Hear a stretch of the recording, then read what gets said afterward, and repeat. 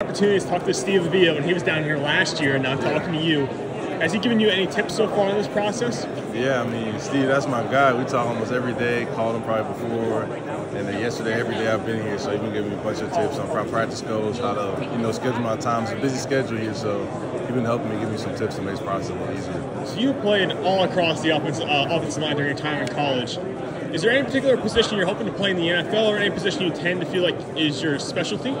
Well, I have a lot of experience at left tackle, but going into the NFL team, I think whatever position they need me at to help the team out, be successful, not just with myself, but for the team, will be the best position for me. So what feels better, a pancake in the run game or a snatch trap in pass protection? Which play feels better for you as an offensive lineman?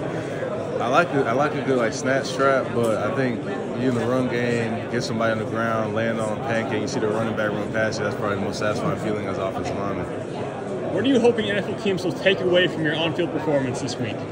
Yeah, I had some injuries going into last year that I had to battle throughout the year, so just showing that, I'm still that guy from 2022, that I'm able to be dynamic, be fast, be a hard run fitter, also a good pass protector, and just show them that I'm still that guy that I was 2 years ago.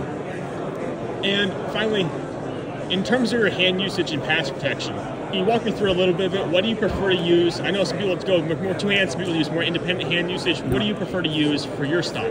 Yeah, I like to go independent hands a lot just because it keeps you under control, but also just depends on the situation. If you have a big, heavy guy, you might be able to want to use two hands just because they like to bowl or whatnot to stop the momentum, but working two eyes to outside five, I like to go independent hands just to have that versatility.